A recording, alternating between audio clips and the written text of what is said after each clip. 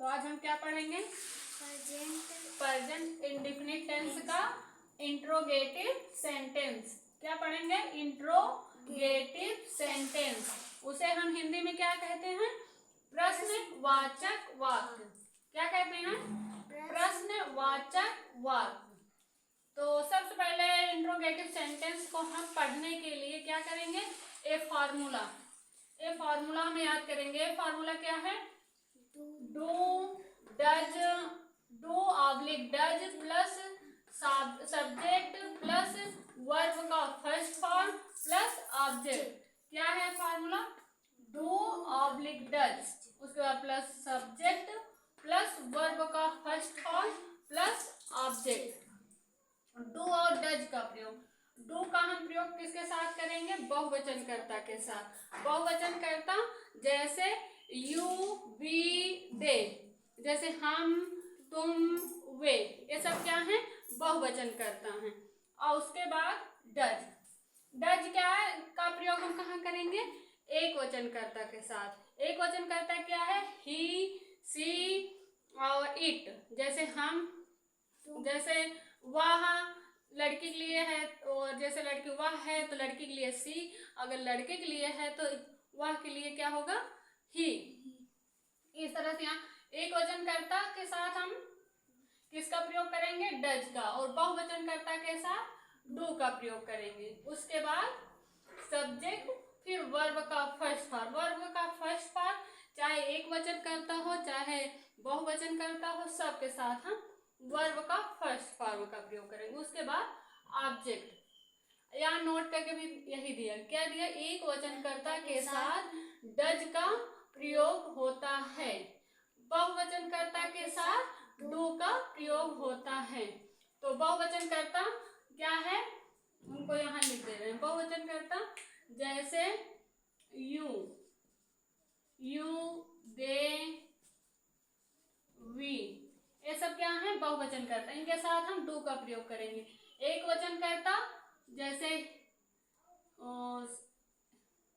ही, सी, it, ये सब क्या है? एक वचनकर्ता है। और ये बहुवचनकर्ता। इनके साथ हम डू का प्रयोग करेंगे और इनके साथ ही, सी, इट, इनके साथ हम डज का प्रयोग करेंगे। तो चलिए इसको हम समझने के लिए यहाँ एग्जाम्पल दिया गया, उसको देखते हैं। ठीक है, एग्जाम्पल को हम, लेकिन अगर इसको अच्छे से करना है तो सबसे पहले आपको ये छोटी सी लाइन जो दिख रही है इसको जरूर याद करना पड़ेगा।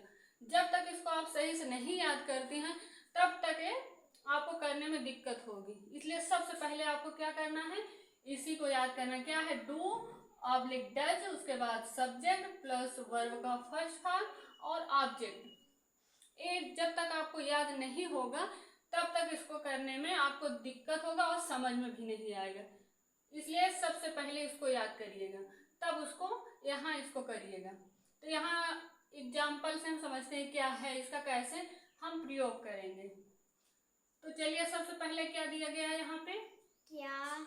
क्या वह अंग्रेजी पढ़ता है? क्या वह अंग्रेजी पढ़ता है? तो सबसे पहले यहाँ दिया गया क्या है? डू और डज। तो यहाँ पे पहले देखिए वह क्या है? एक वचनकर्ता है। तो एक वचनकर्ता के साथ हम किसका प्रयोग करेंगे? डज का। किसका प्रयोग करेंगे? डज। हाँ, डज का।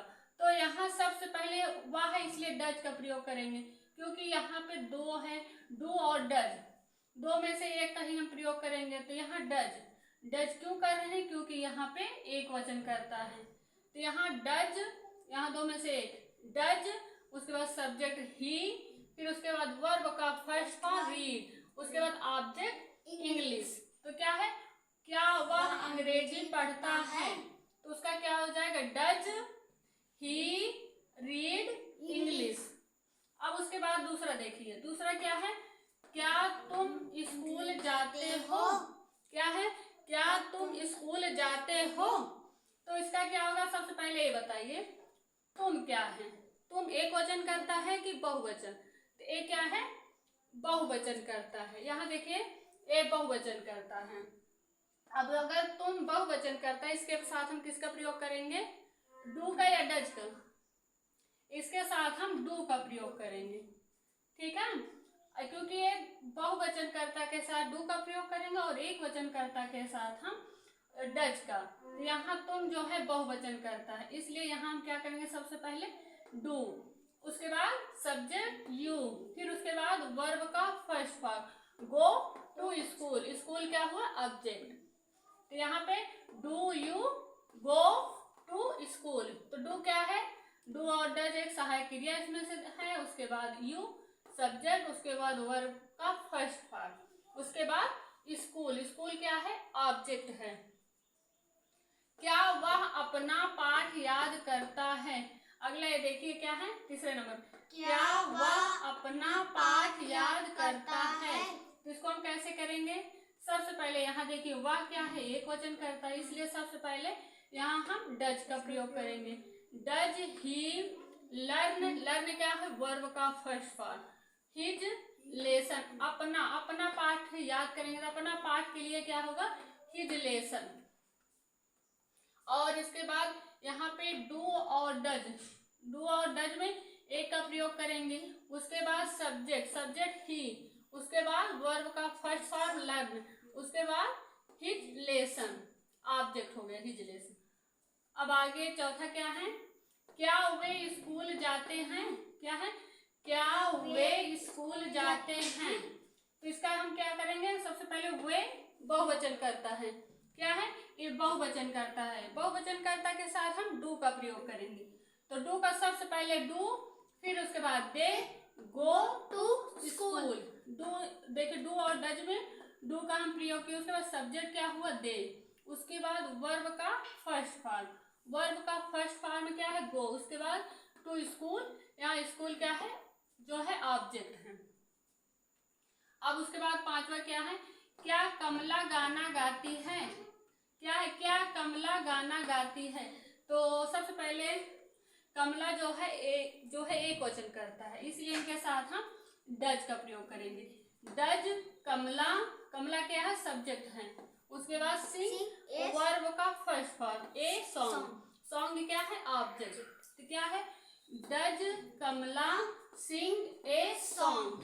तो यहाँ डज सहायक क्रिया है दो में से एक डज, उसके बाद कमला सब्जेक्ट हो गया, सिंग जो है वर्ब का फर्स्ट फॉर्म, उसके बाद सॉन्ग क्या है ऑब्जेक्ट है। अब उसके बाद क्या है छठे नंबर पे क्या है सिक्स पे, क्या वह फुटबॉल खेलता है, क्या है क्या वह फुटबॉल खेलता है। तो उसका हम कैसे क्या करेंगे, सबसे पहले वह क्या है एक वचन करता है, एक वचन कर्ता के साथ हम डज का प्रयोग करेंगे, डज का प्रयोग। तो यहाँ सबसे पहले डज ही प्ले फुटबॉल, क्या है डज ही प्ले फुटबॉल। तो डज सहायक क्रिया हो गया, उसके बाद ही सब्जेक्ट, उसके बाद वर्ब का फर्स्ट फॉर्म प्ले है, उसके बाद फुटबॉल, फुटबॉल क्या है ऑब्जेक्ट है। उसके बाद सातवें नंबर पे क्या है, क्या सीमा बाजार जाती है, क्या है क्या सीमा बाजार जाती है। उसको हम कैसे करेंगे, तो सबसे पहले सीमा क्या है एक वचन करता है, एक वचन कर्ता के साथ हम डज का प्रयोग करेंगे। तो डज का प्रयोग हम करेंगे, तो इसलिए सबसे पहले does Seema go to market. यहाँ डज सहायक क्रिया, उसके बाद सीमा जो है सब्जेक्ट हो गई, गो क्या है वर्ब का फर्स्ट फॉर्म, उसके बाद मार्केट क्या है ऑब्जेक्ट। अगला क्या है, क्या राम हिंदी पढ़ता है, क्या है क्या राम हिंदी पढ़ता है। तो सबसे पहले क्या करेंगे सहायक क्रिया, राम क्या है एक वचन करता है, इसलिए इनके साथ हम डज का प्रयोग करेंगे। तो डज राम रीड हिंदी, क्या है डज राम रीड हिंदी। तो यहाँ डज क्या है सहायक क्रिया, डू और डज में से डज सहायक क्रिया, उसके बाद राम क्या है सब्जेक्ट है, सब्जेक्ट के बाद वर्ब का फर्स्ट फॉर्म रीड है, उसका हिंदी ऑब्जेक्ट है।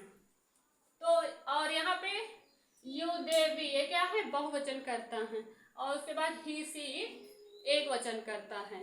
तो बहुवचन कर्ता के साथ हम डू का प्रयोग करेंगे और एक वचन कर्ता के साथ हम किसका प्रयोग करेंगे डज का। ठीक है, थैंक यू।